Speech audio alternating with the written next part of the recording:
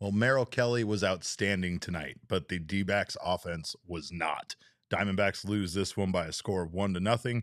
We have more on this game, even though I'm sure most of you don't want to talk about it, and also why Zac Gallen suddenly being good further complicates things for the Snakes at the trade deadline. Don't you go anywhere. We're starting in 30 seconds.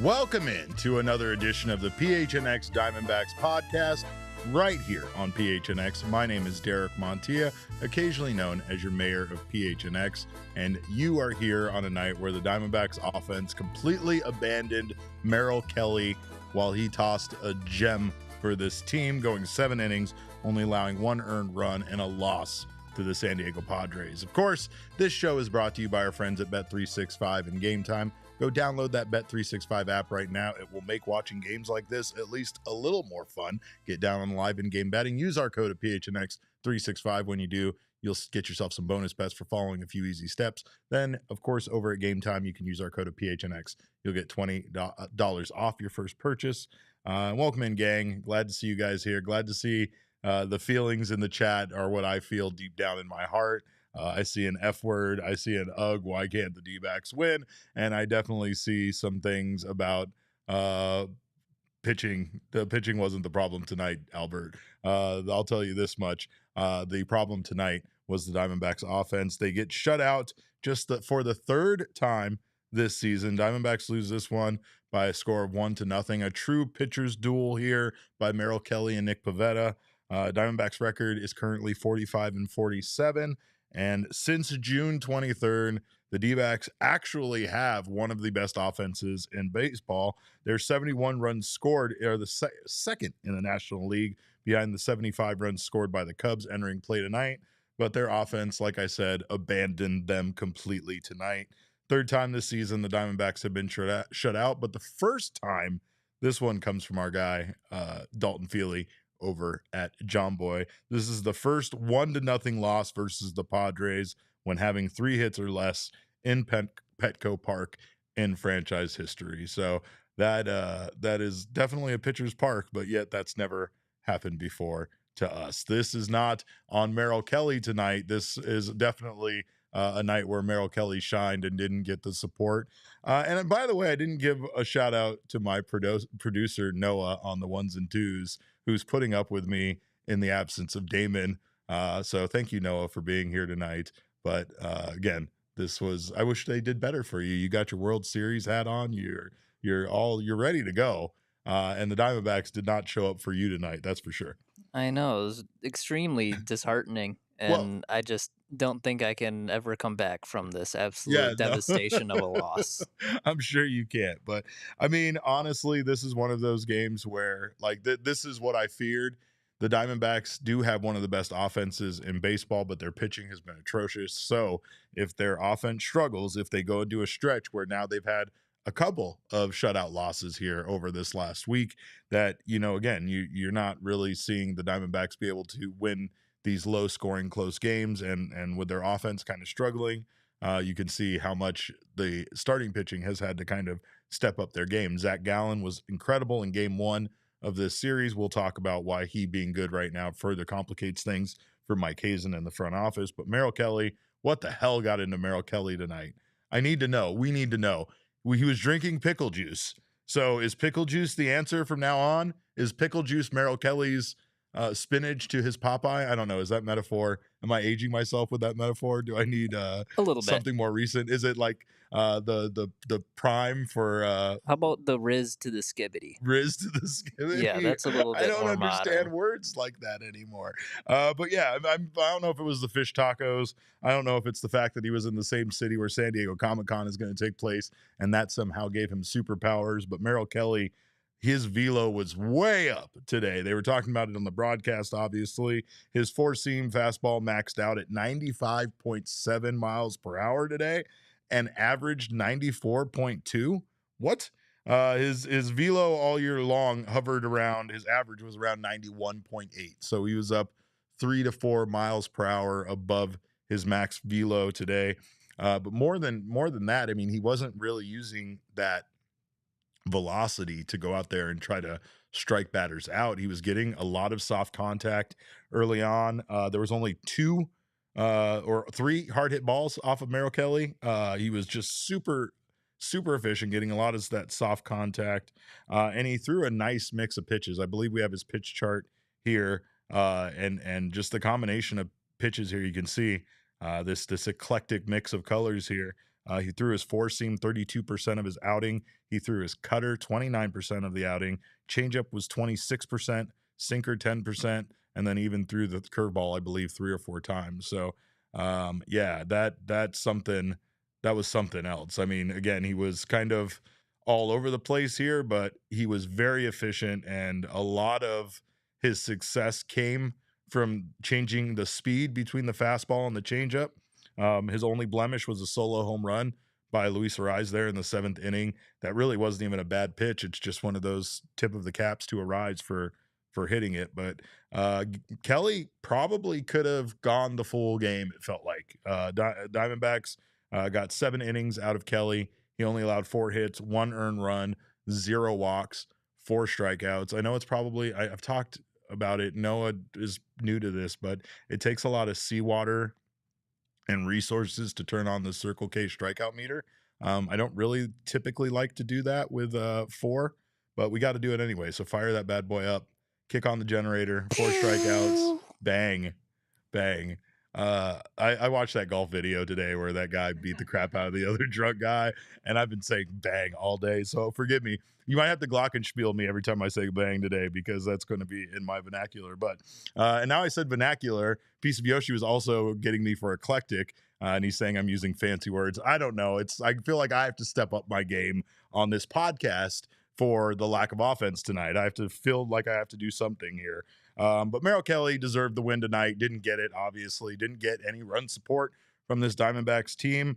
But he continues to be very good against the National League West, the NL West, if you will, the drunken orgy of violence. In 6 starts versus NL West teams, Kelly now has a 2.61 ERA. However, he has a 3-2 record in those 6 starts. So not necessarily a fair reflection of Kelly's outing, but I'm just amazed by what Merrill can do on any given night, and it's the reason why he continues to be the most consistent pitcher in the starting rotation for the Arizona Diamondbacks. I guess not named Ryan Nelson as of late, but I don't know. I mean, Kelly, he was so efficient that he was removed, I believe, at 77 pitches is where his pitch count was at, and I honestly, with the way that the Diamondbacks bullpen has been pitching as of late, probably would have just left him in there for another inning. But hey, I also understand it because you got to go to John Curtis, who after Merrill Kelly proceeded to not walk a single batter in 7 innings, immediately threw 6 balls in a row. He walked Xander Bogaerts, and I know everybody else was ready for me to bust out the bullpen meme, as was I. I was ready to bust out the bullpen meme, but somehow Curtis got it back on track. He gives them 1 inning, walked 1, struck out 1. Fairly innocent inning there, but still just a night where the Diamondbacks offense had 2 home runs robbed of them from the Padres. It's a really crushing loss. It feels like once again the Diamondbacks find new and creative ways to hurt us as fans, find new ways for us to not feel good about watching baseball. But yeah, this wasn't a great one. Let's see here. Sean says, if only Jackson Merrill were an inch or two shorter. If only, Sean. If only. And yeah, that's very much the case. I don't know. Sean also says, I seriously hate how much I love this damn team. And I think that's the reason why this situation is complicated. I believe I heard Chris Gargiola on the radio broadcast say, if this team is buyers at the trade deadline, fine. I understand it. I get it. If they're sellers at the trade deadline, fine. I understand it. I get it. In fact, you would have a harder time convincing me at this point of this team being buyers than sellers. But with the way that Merrill Kelly is pitching and has started to pitch and continues to pitch against the NL West, the way that Zac Gallen has pitched in his last two outings, which we are going to go over here shortly, you can't help but feel, like there is just some adjustments to the bullpen that are needed. But since we last saw each other, since I last did this show, we have new news. Shelby Miller has been placed on the 15-day IL with right forearm discomfort, tightness, Woo! whatever terrible words that you say about a pitcher before it leads to something else. 11 pitchers on the IL this year. 11. And not only that, but of the 11, I believe 9 have season-ending surgeries that have either been done or are planned that will cause them to not only miss the rest of the year, but to miss significant time next year. I don't know. Been through worse, I guess, right? Yeah. Yeah. Oh, yeah. I've been down before. Yeah. I've been hurt before. Back in my day, we used to have 13 pitchers on the IL. Spoken like a true Tigers fan. What I will say, though, is that it comes to a point that I really can't imagine how difficult it is to keep believing that you can add pieces to this team and continue to make this team competitive. You feels like even if you do that, even if you go out there and add pieces to this team, are those pieces going to get injured too? I don't know. I don't know the answer to this anymore. I know I'm broken, as many of you are, and it's hard to continue to be positive and keep the faith. I know we have one guy that loves to come in here and call me a shill. And yeah, to an extent, I am a shill. One, I am a shill for Torrey. I won't lie about that. I love the man. He's a great dude. But I'm also shill for this team, even though that's not in my job responsibilities, nor are they paying me in any way to do so. It's because I still believe in the talent of this team. I believe in the offense. I believe in the position players. And God damn it, I believe in Zac Gallen and Merrill Kelly up there at the top. I even believe in Brandon Pfaadt. Eduardo Rodriguez, still Ryan Nelson. I totally believe in more than most things in life. I believe in Ryan Nelson more than I believe in myself. But what I will say is that I can understand how Mike Hazen and his front office also continue to believe in this team and also continue to be impressed by the fact that there are guys that have stepped up, like Nelly, in the absence of other guys. Jake McCarthy was a little strong. He's cooled off a bit, but still McCarthy has had his attitude in the right place after yelling about the S word on the broadcast. Again, it's just about having fight. It's about having fight left in you. And we've seen this team over the course of this week. I feel like yesterday they showed a tremendous amount of fight in the game 1 victory. I felt like defensively this team was solid tonight, and I think that Merrill Kelly once again showed a tremendous amount of fight. Sunday, we didn't really see much fight from this team. So I feel like it varies from one series, one game to another, how much fight we actually see out of a team that is on the brink of having their season kind of careen off the cliff and go into the river here with the trade deadline approaching at the end of the month. Tonight's loss is another difficult loss. It's definitely difficult considering how well Merrill Kelly pitched, and even to his credit, how well John Curtis pitched. But of course, tonight we got to give credit where credit is due. Merrill Kelly is our king snake in tonight's game. 7 innings pitched. Their strong outing here from Merrill. 1 earned run allowed, no walks, 4 strikeouts.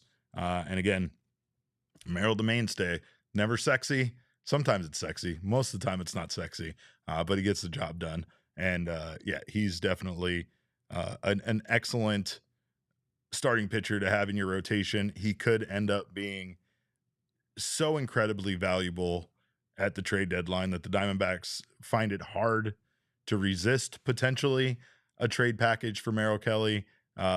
and I know that they are going to be offered a king's ransom for him. I really still have this hope in my heart that they can work out a deal if they do decide to trade Merrill to bring him back as a free agent at the end of the season. And I don't think that I feel like Merrill's the kind of guy that would do that for the Diamondbacks. I don't know. I just feel like he's the kind of guy that loves the Valley, wants to be a part of this team, wants to be part of this franchise long term. And, he could potentially be okay with the idea of going to another team, trying to make a run there, doing what he can to help someone else win, but they'll then still coming back to the Valley at the end of the year. I don't know, but he is my GOAT. He is my ace, and he continues to be one of the best starting pitchers in Diamondbacks history. He ranks third all time in wins, and for good reason. Merrill just quietly has always gotten the job done for this team and continues to do so. But we have the reasons why they lost, which is the offense. We have more to talk about the offense on the other side of this break. So don't you guys go anywhere. We thank you for being here, and we appreciate your time. We are going to take a quick break, and on the other side, we'll chat about that. Don't you go anywhere. You're watching the PHNX Diamondback Show. Well, tonight is a fine night for Pure Edibles, let me tell you, because it can help elevate your mood with some of their delicious candies and kind of get over a loss like this, especially a 1-0 heartbreaking loss. So you felt like the Diamondbacks were this close to turning things around. Pure Edibles was founded right here in Arizona. Actually, they were created in Flagstaff, Arizona, at Noble Herb Dispensary, and now they are made right here in Phoenix. They offer a wide variety of candies, not just gummies, and their gummies aren't covered in sugar. Their gummies are pure, like their name says, but they offer gummies, kicks, which are their version of Starburst, chews, which are soft candies like caramels, and then also hard candies. So check out the wide variety of doses and effects that they have to offer. They offer gummies for sleep support, as well as candy with uplifting effects. Again, they can help you get over a game like this. Pure gummies are designed to be ripped or bit in half, making them easily shareable, and their effects are clearly listed on each tin, so you know exactly what you're getting into. Go find yourself some Pure edible products from one of over 130 dispensaries across Arizona right now. Well, it's pretty late. They might be closed right now, so maybe you have to wait till tomorrow. But what you can also do tomorrow is contact All Pro Shade Concepts to have them help you extend your outdoor living space. It was disgustingly hot today. I don't even know if All Pro Shade Concepts can help on a day where it's 116 degrees. At least that's what I thought, until I realized that they have roll-down patio shades that can turn your patio into essentially another room of your house. They can keep your patio 20 degrees cooler and block out 95% of those harmful UV rays. So check out everything they have to offer. They have amazing additions to your backyard, even any kind of outdoor living space, and they can help make it beautiful and make it enjoyable. Extend your living space with a custom fit awning. They have hundreds of designs to choose from and colors that can match any home and can work with any HOA to make sure that they are HOA compliant. Give them a call at 623-204-1476 or visit allproshadeconcepts.com now to schedule your free estimate. Well, not a lot of offense in this one. In fact, only 3 hits from the Arizona Diamondbacks, yet somehow they had bases loaded and still squandered that opportunity away. The Dbacks only managed to get 2 hits total off of Padres starter Nick Pivetta, who has been really good this year for the Padres, to be fair, but still a guy that the Diamondbacks felt like they were breaking through on a couple of times, but never managed to get that big hit. They did have 3 walks against him, so they had some base runners. They did get some guys and runners in scoring position. They did load the bases against Pivetta in the 4th inning. Carroll singled in that inning to lead off. Marte walked, and then Perdomo advanced the runners. Josh Naylor gets intentionally walked. He gets on base to load the bases. I send out the tweet that says, "This mother effing plane is full of mother effing snakes." Diamondbacks inevitably don't do anything with that opportunity, and then someone comes in and yells at me for tweeting that and blames me for the Diamondbacks not scoring in that situation, instead of blaming Gino and Lourdes for their terrible at-bats that both resulted, I believe, in strikeouts with the bases loaded there. So again, unproductive day. A weird strike zone being called all day long. Home plate umpire Brian Walsh was not very accurate, and it was causing some problems. In fact, it's funny because when you have a game like this that ends in a 1-0 game and you have a home plate umpire calling an erratic strike zone, I don't know. Like, maybe that is the reason why we ended up with a pitcher's duel. I don't really know. It did end up with Padres manager Mike Schilt being ejected in the sixth inning during a Ketel Marte at bat that resulted in a walk. And it did have the hair on the back of Torey Lovullo's neck up at one point for sure. So yeah, there was some, I don't know, there was something going on with him all night long. Really bad calls in the strike zone being called balls outside of strike zone being called strikes.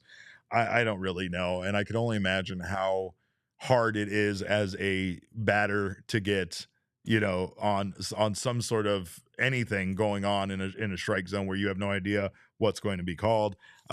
Jake McCarthy did have a hell of an at bat in the seventh inning. It was like an 11 pitch walk that resulted in him getting on base. But again, Diamondbacks did not have a lot of opportunities. Their three hits were by Gino and by Corbin. Those were both singles, and then Jose Herrera had a double, and that's it. But what could have been? What could have been the home run robbery in this game? I have contacted the police. I've contacted the police both here locally, the Phoenix Police Department, and I contacted the San Diego Police Department. I also got the FBI involved. And for some reason, everybody just keeps telling me to stop calling them. I don't get it. Like, were they not watching this game? I've never seen a game where two home runs got robbed like this game. And of course, on a day where the Diamondbacks weren't able to muster up any offense, it hurts even more. It stings significantly more. Jackson Merrill absolutely robbed Corbin Carroll on one of the most incredible catches I've seen in the fifth inning. Corbin, that ball was gone, and Jackson Merrill jumped what seemed like a mile high to catch it. And then Fernando Tatis Jr. just casually seemed like he was 8 feet tall, robbing Josh Naylor of a home run in the eighth inning, where it didn't even feel like he had to jump very high to jump up and catch it. That one also very much looked on replay like it was going to be out. Who says, what did the police say, Derek? Again, they said, I don't know, they told me something about filing false police reports and that, like, contacting them was using up phone lines and resources or some crap. I don't know. Yeah. I wasn't really listening. Once I could tell that the lady wasn't going to be helpful, I was like, screw you. I'm going to call the FBI now. And then the FBI, they were even angrier at me for calling them, but I felt like it was reasonable. I felt like I had a reasonable grievance. You know what bothered me more is that they wouldn't even look into it. Yeah. I mean, like, come on. The responses they gave were just so dismissive. Just fire up a TV and watch it just to see the actual robbery that occurred in this game. And I mean, again, this is the country. This is what America's turning into. Yeah, we're just turning a blind eye to this stuff happening in broad daylight in front of thousands of people. I don't get it. The whole Padres team needs to be thrown in jail, quite frankly. Yeah. I wouldn't be against that. Criminals live on TV. I mean, seriously, just turn it on. It was crazy. Jay Cuddy says Tatis kissed his patch on his glove and I wanted to die. I did too. Yeah.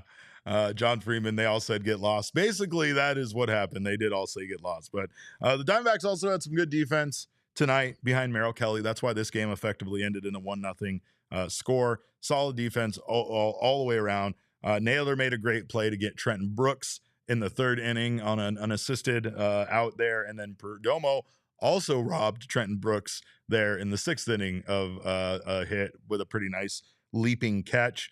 Marte also turned a double play in the fourth inning after Tatis got on with a leadoff single. It felt like every time the Padres kind of got something cooking offensively, the Diamondbacks were able to snuff it out. So again, good defense tonight from both teams. There was a huge pickoff of Bryce Johnson in the seventh inning. I almost forgot about that. Merrill Kelly and Josh Naylor combined for the pickoff. It was originally ruled that he was safe, but then Torey challenged the call, and the call was overturned. But overall, the big story tonight offensively for the Diamondbacks is 3 hits. 3 hits. I have a little section that's called notable performances. It says none. That's what my notes say. It says notable performances, none. There are none. What do I have to talk about here? The robberies, the home run robberies, the home runs that almost were.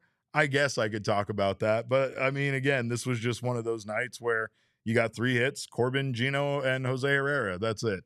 It felt like the Diamondbacks had things cooking.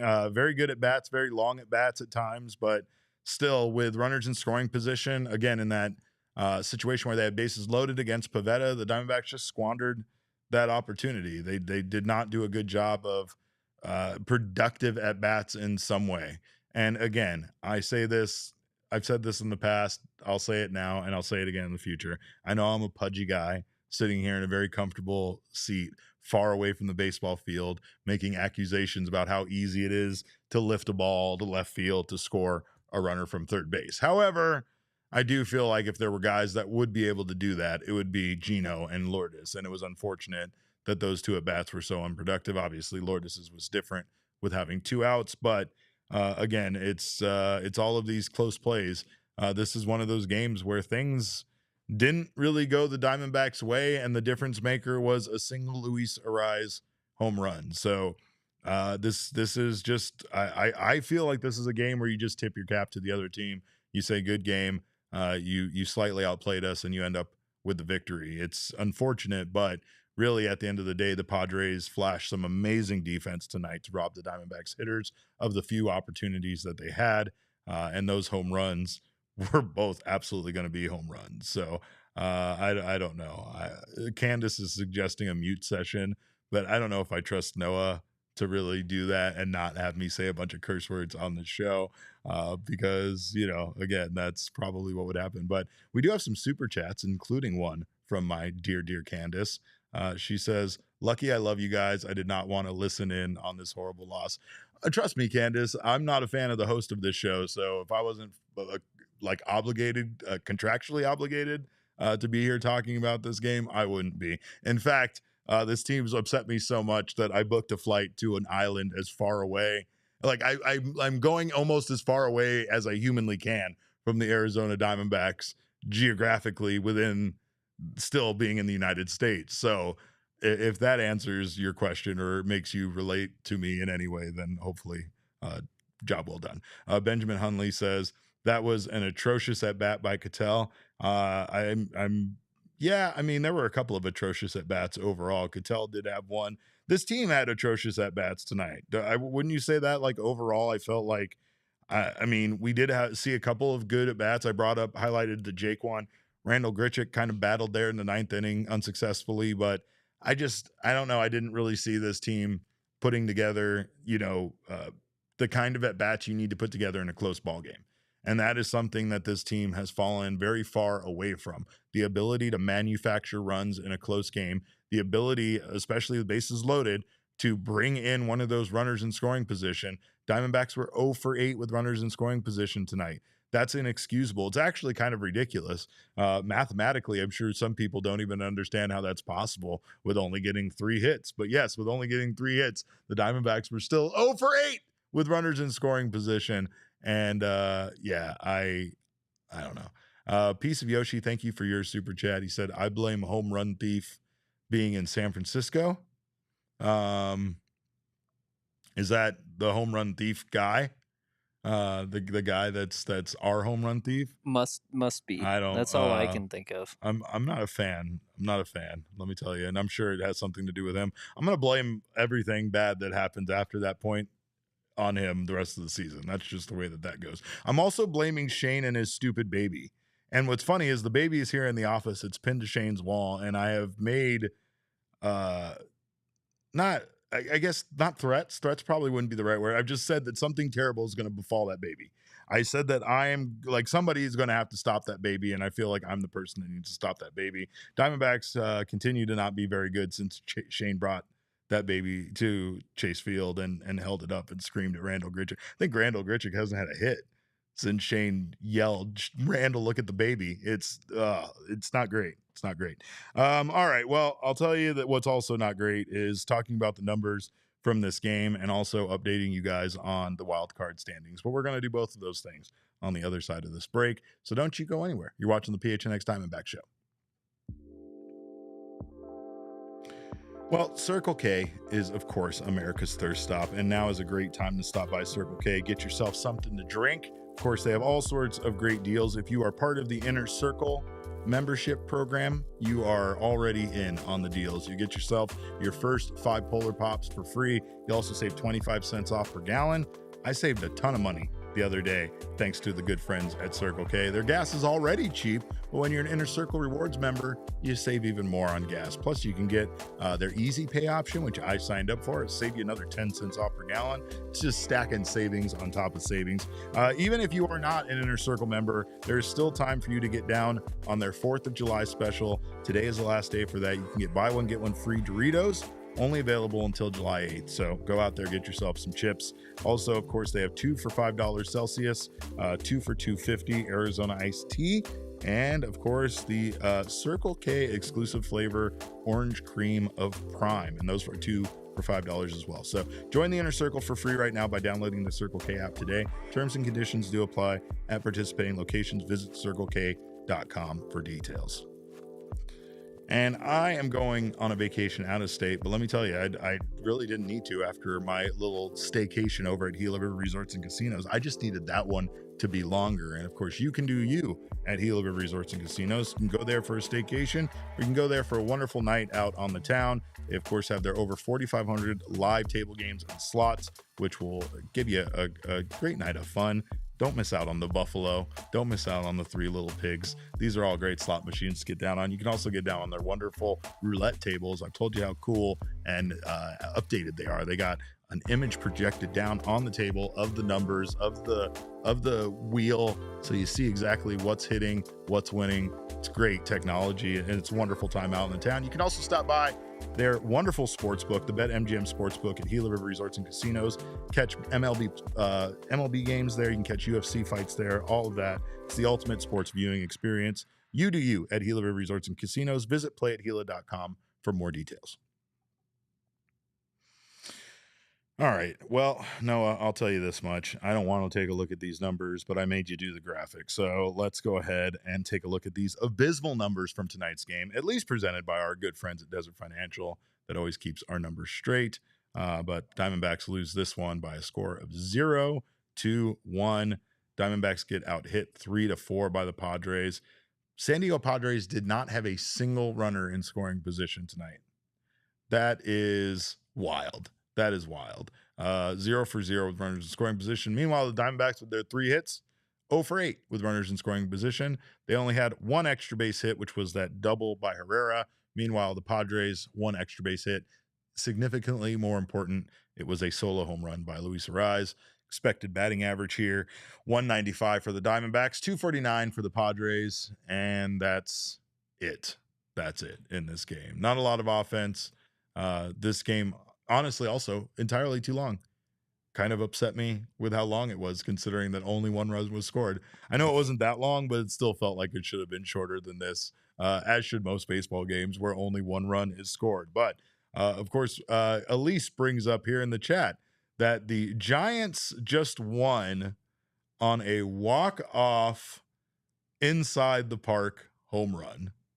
And then she proceeded to say, I hate baseball, which we all know isn't true. We know that that is not correct about you, Elise. Noah, what you might not know this, Elise is actually Diamondbacks GM Mike Hazen's burner account. Oh. He very creatively went with Elise. He even has a stand-in actress that he hired to come to like our events every once in a while and portray her to be Elise. But that's where it breaks down. Okay. Like that, when you start questioning her in person, things start not to match up. But Lee saying I hate baseball once again, well, actually, you know what? That is something I bet Mike Hazen would say right now. I bet Mike Hazen would say I hate baseball because he's sick of watching this team have injuries and struggle, but also still do well enough to not give up on them. But then he's also getting a lot of phone calls right now, which are probably troublesome to him, causing him a lot of anxiety, probably a lot of loss of sleep. So yes, Elise, I get it that you hate baseball. I also hate the fact that the Giants won that game too. Diamondbacks need the Giants and the Padres to lose as much as possible, as well as every other team in the wild card race. We have your update on the drunken orgy of violence, aka the NL West here, and here is where we stand.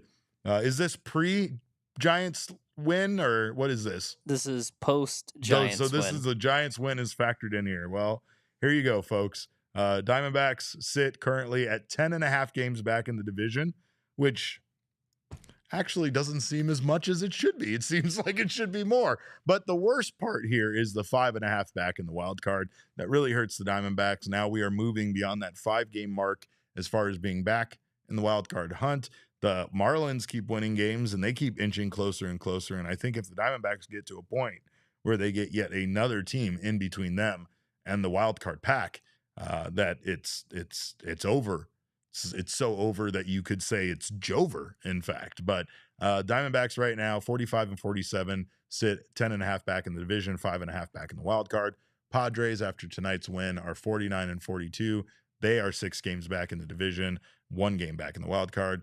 Giants currently hold a wild card spot. I believe they hold the final wild card spot. They are 51-42, and they are 5 games back in the division. Meanwhile, the Dodgers 56-37, and really can't do much wrong. But Bees is here in the chat, so everything is good now, and I'm glad he's here. I need Bees to be in the Diamondbacks maybe front office, because I feel like you bring the good vibes to this team. They need all the good vibes they can get with the way things are going. Things are kind of a disaster right now for this team. I said it on Monday's episode, and then they went out and had a great showing against the Padres and made me feel a little bit like I was eating my words. And I guess that's kind of the problem here with this team. After I kind of declared their season to be over, 1 game later, I felt like maybe I was rushing that, but this is this is where they sit as they dwindle kind of in mediocrity. They sit here at this point, 2 games below 500. Important series here against the Padres, but again, and you could say that literally about every single baseball game the Diamondbacks have on their schedule before the All-Star break and even after it, right? So I don't know what the answer is. I don't know what the direction that the Diamondbacks are leaning, and I really can see a situation where they kind of do maybe something similar to what the Tigers did last year. And I'm glad you're here to discuss this, being an expert on this team, because I brought this up before. And I mean, I could see the Diamondbacks essentially being sellers that improve by maybe moving some pieces, even though what they get in return might not be seen as, some home run acquisition, right? Like, there's a lot of starting pitchers in baseball that have a lower ERA than guys like Zac Gallen and Brandon Pfaadt right now. So it's not to say you're going to bring in some impressive arm, but the Diamondbacks not only need to do that for, I guess, to take advantage of these guys that have expiring contracts at the end of the year, but they also are in a big dilemma with all of those injuries about what their starting rotation is going to look like at the beginning of next year if they do lose Zac Gallen and Merrill Kelly both to free agency after the season. So I guess what was the thought process as a fan when the Tigers did what they did and sold off, but then all of a sudden started winning baseball games? Well, it seemed like they were all just buying in at that specific moment. Not that they weren't earlier in the season, but it really just felt like the bats started clicking a lot. Yeah, And then they get rid of Flaherty. He goes to LA, and we get a couple of nice prospects. Not prospects, but like Trey Sweeney, and then another, like, a catching prospect, I think. Yeah. And Trey Sweeney actually turned out to be a very helpful bat for us, which we needed at the time. And then it comes back around and we're winning games, and now everything's like, okay, this team actually kind of has the juice. Right. So let's start bringing some guys up, maybe putting some guys back down, just the typical baseball stuff. But after all that too, I mean, the next season comes around and all of a sudden the Tigers are like, oh, let's just get Jack Flaherty back here again. We'll basically just pawn him off to LA for him to get a ring and then just sign him back the next season. So you could easily, maybe if you got some extra bats to get rid of, get a couple of arms. Well, and Merrill Kelly, again, that's the guy that I think that they could do that Jack Flaherty move where he would come back after the end of the year, but he could potentially go off and really be a difference maker for another team as well. And again, that's not the worst thing for the player, right? Like you said, Jack goes off and gets his ring. He gets that shine, but then he can come back, and now the Tigers are one of the best teams in baseball this year, right? So it was a quick turnaround from being sellers at the trade deadline last year to now this point. It helps that you have one of the best pitchers in all of baseball, for sure. However, again, Zac Gallen, Not to say that Zac Gallen that I believe he could be one of the best pitchers in baseball, but I do feel like Zac Gallen is still elite. And I think that Gallen has a lot of reasons to come back here to Arizona. And I think it's a situation where it could be beneficial for Gallen. It could be beneficial for the Diamondbacks. And at the end of the day, by 2027, everybody kind of won in that situation. But Gallen being good now before the trade deadline kind of complicates things for the Diamondbacks and Mike Hazen. And we are going to talk about that on the other side of this break. Of course, don't you go anywhere. You're watching the PHNX Diamondback Show. Well, like I said, big shout out to Desert Financial for always keeping our numbers straight. And of course, if you are an Arizona sports fan, you need to bank with Desert Financial Credit Union. There's no better place to show your team spirit. They have cards that represent your Arizona Cardinals, Arizona State University, and Northern Arizona University as well. And for more than 84 years, Desert Financial has been Arizona's largest, most trusted local credit union, dedicated to creating exceptional experiences by giving back to the community and providing financial solutions that help make lives better. They helped make my life better by getting me started my home ownership journey a long time ago, and I'm very thankful that they did. Nearly 20 years later, I can't tell you how glad I am that they helped me get my first home, and I'm still in that home. I love that home, and because of that home, I'm able to afford nice things in life, like fancy vacations to an island in the Caribbean. But join a credit union that is committed to giving back to the community and sharing success with their members. When you open a free checking account online, you can get $200 in bonuses. Get started by visiting desertfinancial.com/200 today.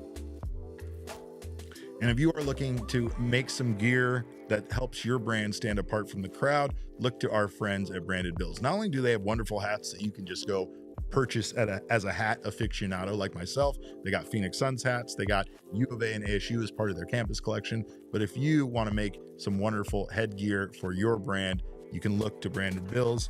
Start your order and their dedicated team will help you create the exact custom apparel you're looking for. Whether you need snapbacks, truckers, fitted beanies, or t-shirts, doesn't matter. Branded Bills has you covered with performance and with style. They have 40 partnerships with universities besides just ASU and U of A, and they are a local company from right here in Mesa, Arizona. So head to brandedbills.com and use code BBPHNX for 15% off your first order. That's BBPHNX for 15% off your first order. And of course, if you have not had a chance to join us for any of our wonderful events, I'll tell you, one of our best events, one of my favorite events is coming up. It is our summer pickleball tournament on July 26th at 10 a.m. out there at Chicken and Pickle.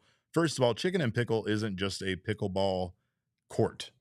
It is a pickleball city, if you will. It is a gigantic facility. It encompasses a lot of space, and it has wonderful things for you. Just even if you're not into pickleball, just go out there. It's a great place for you to hang with your fam. They got outdoor games. They got indoor seating. They always have sporting events on. Of course, they have tons of room for you and your group events, for outings, for family coming into town. But most importantly, they have pickleball, outdoor pickleball courts, indoor pickleball courts, and they are hosting our pickleball tournament this year. Again, July 26th at 10 a.m., $35 for individuals, $70 for a team. And we are excited to put together this with our friends over at Chicken Pickle. Of course, diehards of all skill levels, from beginners to everyday pickleball players. And if you've never played pickleball, it is the easiest game I've ever played in my entire life to learn.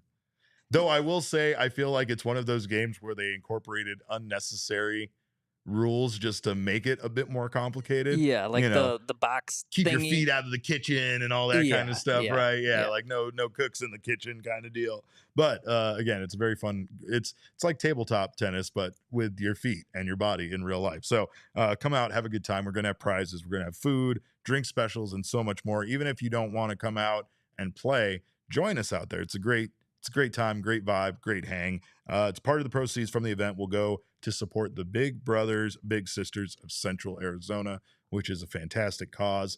I'm still so thankful to be a part of that. So thankful that ALLCITY is a part of the Big Brothers, Big Sisters program. So, of course, come on out, help us have some fun, help us raise some money, and help us give back to the community. The big question on everybody's mind after seeing him in game one, and again, you got the 1-2 punch here of Zac Gallen and Merrill Kelly, but is Zac Gallen back? Is he in fact back? He seems to be back. I don't know exactly what is causing Zac Gallen to be back. Of course, we did have that wonderful conversation with James McMahon. McMahon would be, I'd go crazy if his name was James McMahon. James McCann, where he kind of told Zach that he is a good pitcher and that he hated facing him as a hitter. And it seems like in the 2 starts since working with McCann that Zac Gallen has gotten very much back on track. Yesterday, he had his second straight quality start, 0 earned runs, 6 innings pitched, 5 hits allowed, 1 walk, 9 strikeouts. Now in his 2 last outings, Zac Gallen has pitched 13 innings. He's only allowed 1 earned run. He has a 0.69 ERA. Nice. He has 19 strikeouts and he has 1 walk. Zac Gallen is in fact back, or at least maybe temporarily. I don't know.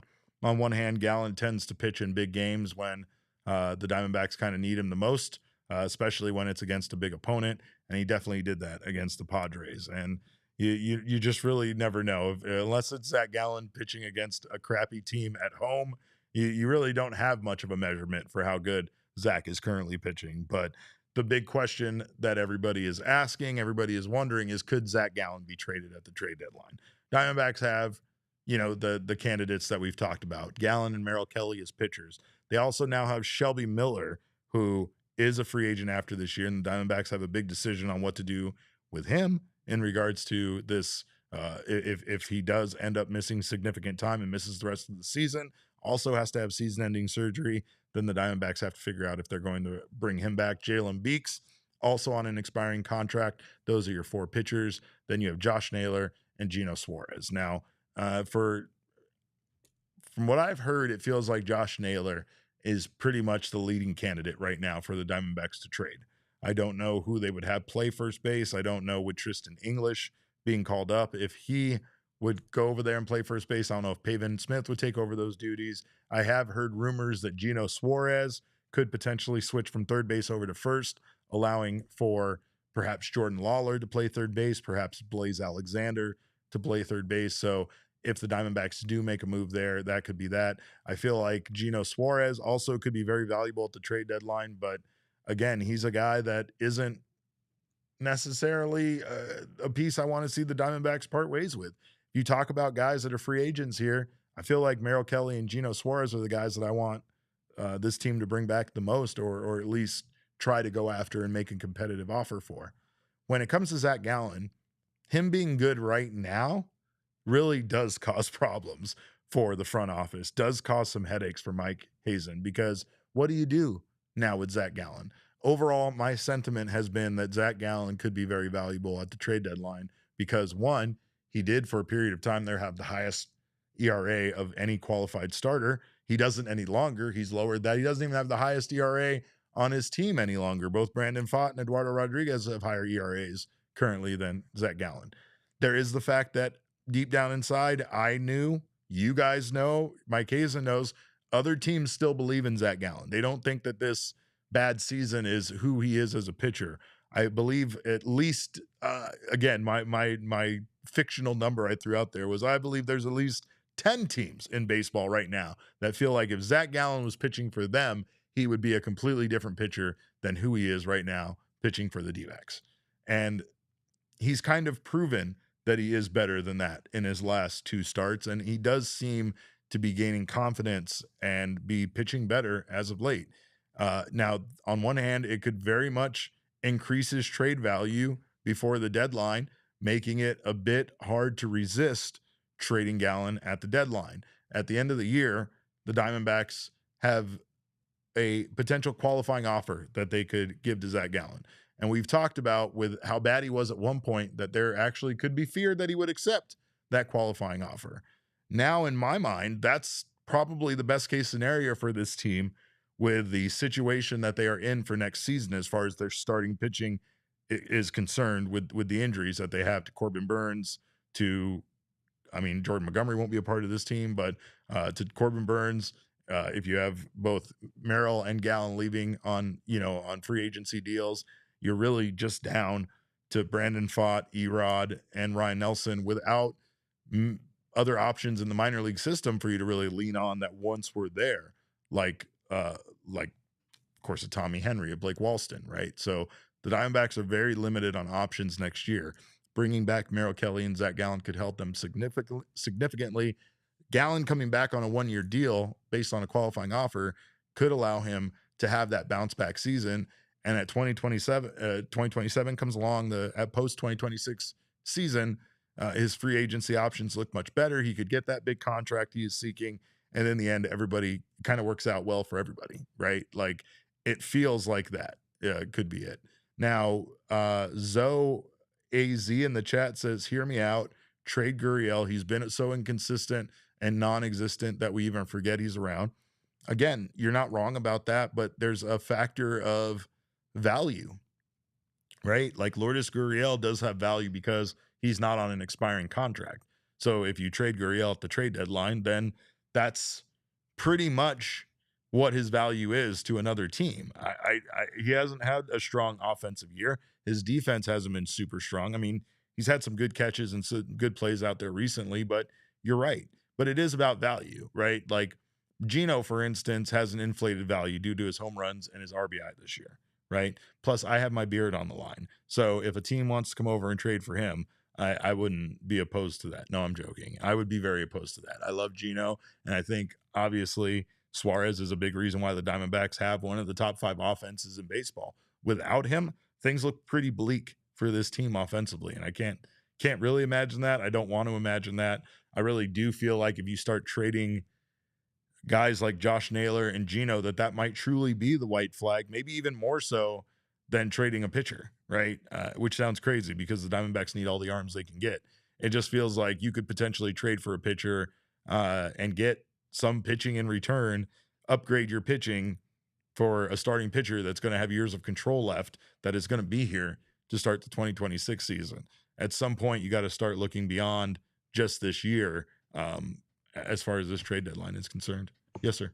And I feel like it would be easier to convince a pitcher that you trade to come back in free agency this following season rather than I good agree. at bat. I agree completely. Especially a guy like Gino, right? Like, Oh, yeah. Josh Naylor's always kind of felt a bit like a rental, but Gino has really just become a bit of the heart and soul of the clubhouse along with Geraldo Perdomo. So, I mean, without Gino there, I feel like it's a big loss, and it goes beyond his stats and what he offers the offense. I think it goes into what he means to the clubhouse. Sean says, I'm still not happy that you're reneging on your amendment to the agreement. All I said is that it has to be a Diamondbacks player. That's all I said. Candace says, no, if he gets traded, you automatically have to dye your beard, Derek. No, that's not the case either, Candace. And I think you know that. I think you know essentially who has ultimate veto power here at the end of the day, and it's me when it comes to my beard. But anyway, I really don't know if Gallen's value is high enough based on these 2 starts for trades to start coming in that completely blow Mike Hazen away. But I do feel like it makes things more complicated. And if you add in 1 or 2 more good starts from Gallen before the trade deadline comes around, it's hard for that phone not to be ringing off the hook for Mike Hazen in regards to offers for Zac Gallen. Now, there is the fact that Gallen is a Boris client. We've talked about this before. So the idea that he is going to accept a qualifying offer to come back for 1 season is not a guarantee. You know, it's almost like Gallen would have to continue to be very bad for the rest of the year for that to happen. If he figures things out and kind of goes in the opposite direction and puts together a nice season from this point on, I'm pretty sure the teams will believe in him enough to give him a significant deal that would lure him away from Arizona at the end of the season. So Piece of Yoshi just straight up asks, buying and selling. Yeah, that's it. I mean, it kind of has to be that. I don't know how. I feel like, again, this is just like me saying earlier, like, hit the ball, do something more productive with the bat while I'm sitting here with my tubby belly sticking out on this comfortable chair. Now, I don't know how you can be buying and selling, but I think there is a route there. And again, the value in the players that the Diamondbacks get back in return might be an unproven starter, maybe somebody in the bullpen, but mostly years of control that go beyond this season, right? Like at least a pitcher in return that can help you fill out your starting rotation for 2026 and at least get you through the first half until Corbin Burns returns. Not to mention, even with Corbin Burns returning, you still essentially have an open spot in your starting rotation that you have to fill. Now, the Diamondbacks can fill that in a number of ways, including bringing Merrill Kelly back at the end of the year, right? But bringing back Zac Gallen and Merrill Kelly sure would be helpful to fill that void for the first half of next year. And again, I don't know how likely it is that Zac Gallen would accept a qualifying offer. But you know, I just feel like at this point, with how 2026 is structured, with the injuries, that it's the Diamondbacks' really best case scenario, right? I don't know who they would get during this particular free agency offseason that could help them out. I mean, they kind of need an arm long term, so adding another arm through free agency wouldn't be the worst thing. We've seen how that's gone though. So far, the last 2 years hasn't really worked out to go out there and spend a lot of money in free agency and bring in that big arm for this team. But I know we have a couple of minutes left here, and I know we're supposed to normally reserve free ads for Friday, so this is probably going to make Max lose his mind. But if you are interested, if you are a real sicko, the Arizona Diamondbacks are right now offering their Dbacks.tv package for the rest of the year for $27.99. I don't know if that's an indication of the white flag being waved. What is it usually?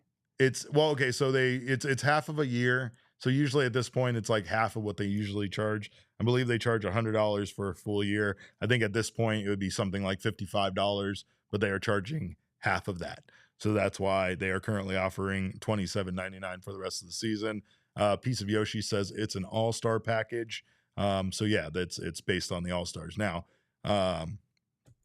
again, I don't know if enticing you with a low price is enough to make you watch this team for the rest of the year. But if you're here tonight and you're watching this podcast at 10:30 on a Tuesday, after a 1-0 loss, I hate to tell this to you, I hate to break it to you, you're a baseball sicko. Like, you're a true sicko. Like, certifiable.